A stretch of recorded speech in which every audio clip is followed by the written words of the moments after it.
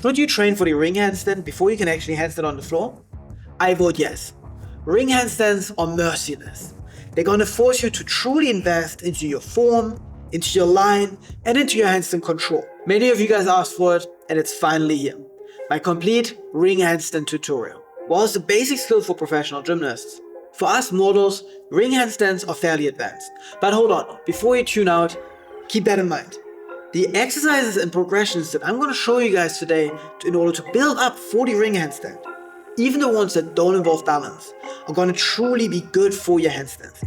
You're going to learn to commit to pushing out tall, you're significantly going to improve your control, and the shoulder pump that you're going to get. And with this, the scapular strength and stability that you're going to build is truly unmatched. Additionally, the ring handstand is going to have great carryover towards other calisthenics skills, such as, for example, your planche.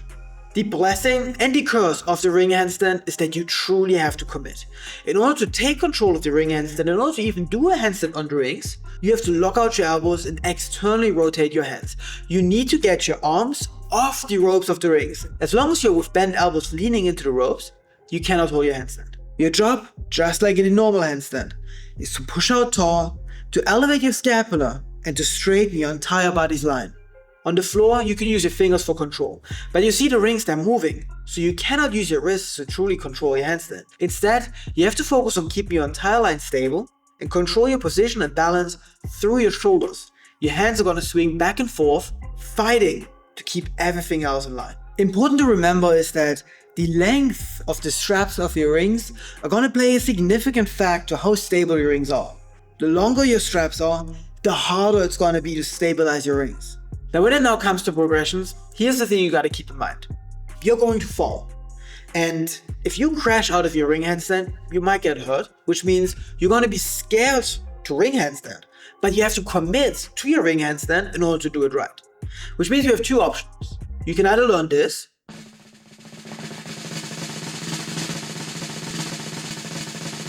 which I don't think you want to because you're truly going to wreck the skin of your arms, or you can get a crash mat.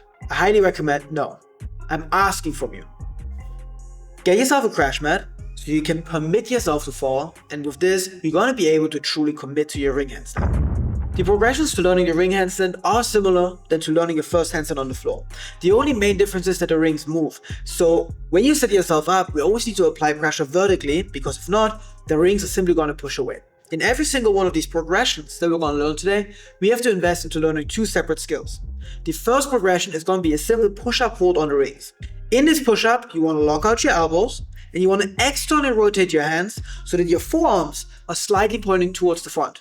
Already here, if your elbows lean into the rings, you know you're not doing it right. The two drills that we need to train here is number one, lockout rotations, when you bend your elbows slightly and then fully extend them, externally rotating the hands. You want to move back and forth and truly get used to how it feels to do this on these unstable rings.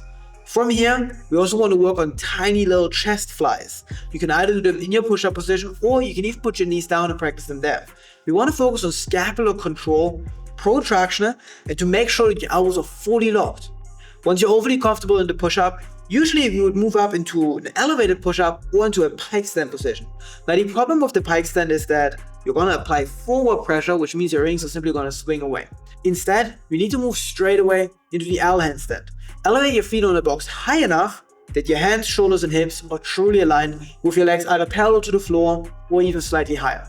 You can fully lock out your knees, but if your hamstrings are not super flexible, keep your knees slightly bent because we don't want hamstring mobility to be the limiting point here. Now in this L handstand, we're going to do the same two exercises. We're going to work on the tiny lockout rotations, and we're going to work on this tiny little inverted handstand cross. At this point, things might get a little bit tricky, so what you can do is you can grab an elastic and connect your hands to add stability to the rings.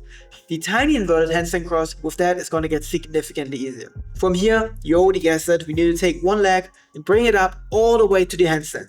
It's here where things truly going to get tricky. The first thing we got to keep in mind is commitment really is key now. You need to get into a straight and well-aligned handstand on top of your hands. You need to be vertical. If there's a little bit of an angle, you're going to push the rings away, and on top of that, you have one leg up, which means you're going to rotate out, and it's not going to work out. By simply fixing your alignment, this drill, this progression, this milestone is going to get pretty easy. With the leg on top, we practice the same things. Tiny lockout rotations and tiny inverted crosses. Again, use the elastic connecting your hands and with that the rings to make everything a little bit more stable and easier. Finally, it's going to be time for you to actually get up into the full handstand. And that's going to be difficult.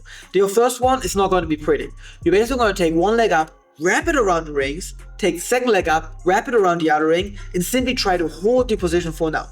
Slowly over time, as you get used to this position, you lock out the elbows, you externally rotate your hands, you get your arms off the ropes. From here, you start to move one foot at a time so the outside of your ankles are laying on the inside of the ropes of the rings.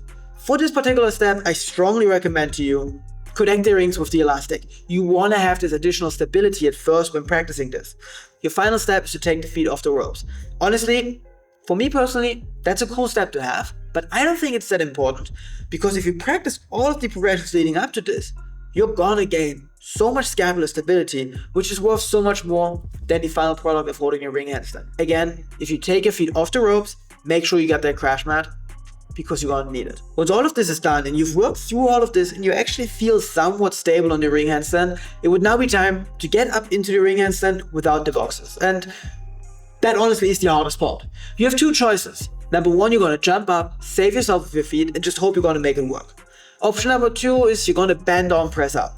You're gonna lean your elbows into the rings a bit for support, get the feet up on top, fix your position, and then push out. But honestly, getting up into the ring handstand is a completely different story for a different day. For today, I want you to work through these progressions. I want you to make those scapular and shoulder strength gains. Then I want you to head down into the comments and let me know where you're at with your ring handstand. If you haven't watched these two videos yet, I'll do so next. Subscribe, get to work.